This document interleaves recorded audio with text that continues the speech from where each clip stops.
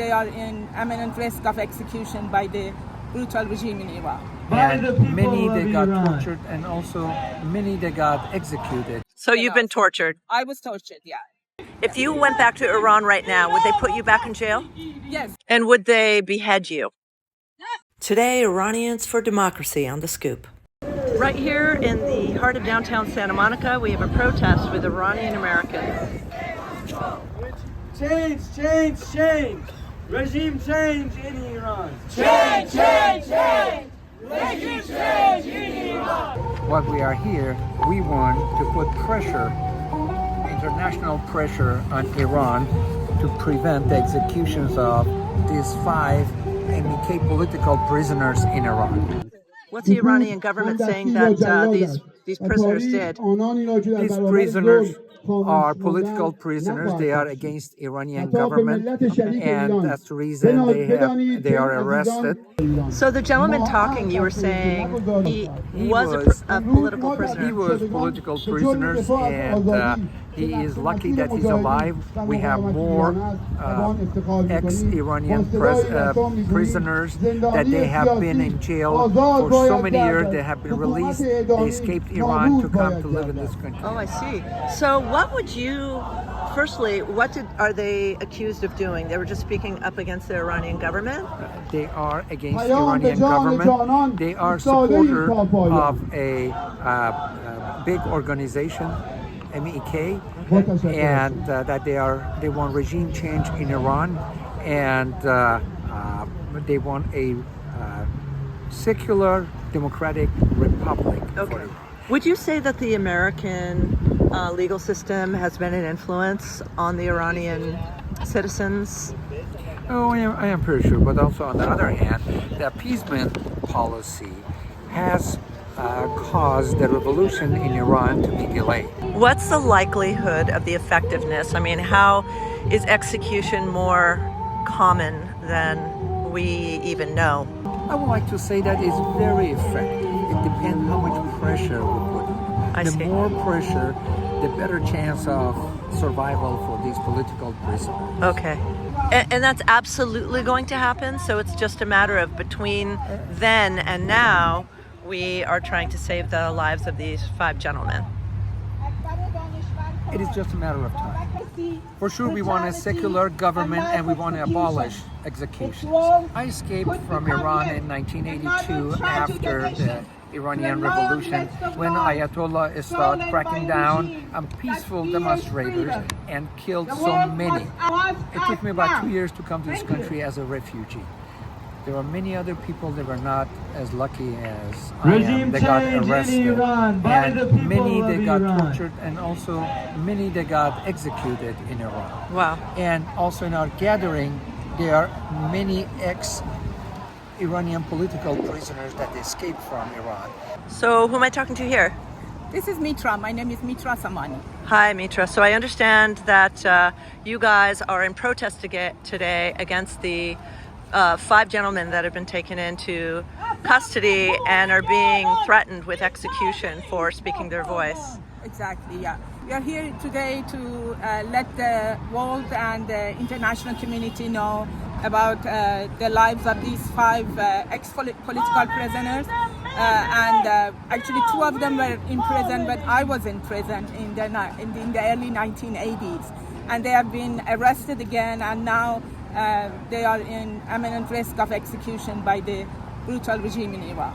So let me understand this. They were political prisoners, then they were released, but recently they were picked back up. How it's been decades since they were political prisoners? Yes, they've been, actually that's the situation in Iran. People get arrested and then by bail they get released, and then some of them, they cannot leave the country. They have to stay, in Iran, and then every national uprising that happens, they go back and arrest them again. And they are all members of the MEK, People's Mujahideen Organization of Iran, which is the largest opposition group in Iran. So some of these guys, though, look like they're young. One is 33, yes. 34, 58. So he clearly... Yeah, the older ones were the ones that 33, 59. Yeah. Okay, and so the younger guys, those are the ones with more of a vocal a standpoint on what, social media? Or are they out in the streets? What's their situation? Yeah, actually they are members of the Iranian opposition, the largest Iranian opposition group, which is called People's Mujahideen of Iran. So that's the reason that they get arrested. I see. So help people understand what the Iranian Americans largely have been perceived as and what they actually stand for, since we're not inside your community. Yeah, sure. Actually, Iranian American community is very active here, especially in California. I've read that there are more than 1 million Iranian Americans living in California.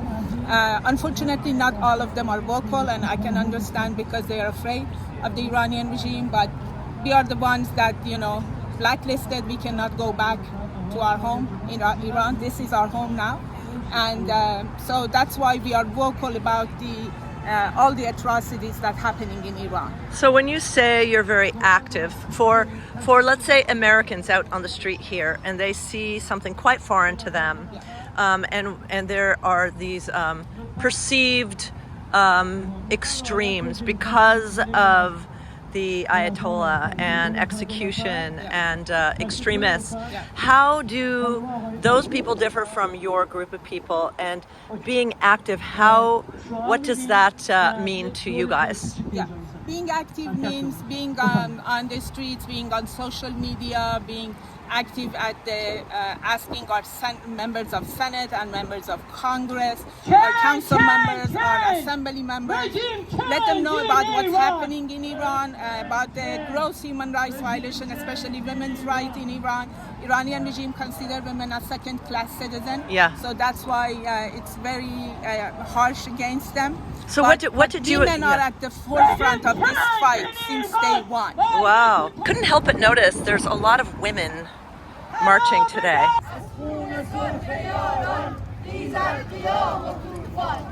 So is it because those women fled from Iran? Exactly. And they are so what is their standing?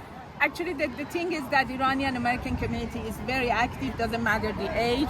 You see that older women here, because they were the ones that were persecuted in Iran. We have several former political prisoners with us. And then we chose to come to United States, and this is our home right now. So how easy is it to get out of Iran, though? If you're a political prisoner, how do you get out, and how do you get to the United States? It's actually really hard. With me, it was a very hard and painful situation, but it is hard to get out of the country. You have to go to pay, secretly to I see. smugglers. Yeah. Sometimes because they don't have passports and they cannot come easily. But the ones that are lucky to get passports, they go to Europe first, and then I see. if they get the visa, they come here in the United States. I see. You were a political prisoner. If you went back to Iran right now, would they put you back in jail? Yes, because they know me. They know that I'm active since I came out of Iran, which is the June of 1992. And would they behead you? I'm sure that I'm going to get executed. That you are going to, or that they would? I'm going to execute. I'm going to be executed if I go back to Iran. That's if you go back. I don't. Is there an organization here that comes and poaches Iranian Americans who escaped Iran to go back there and suffer their sentence? Are there people here that would come and get you and enforce that? You mean from the Iranian regime? Oh yeah, Iranian regime lobbyists and some agents, and I call them sleeping cells. They're all over. So yeah, some of us get threatened. Yeah. So are there, you never know who an agent actually is within your community that's acting on behalf of the Ayatollah?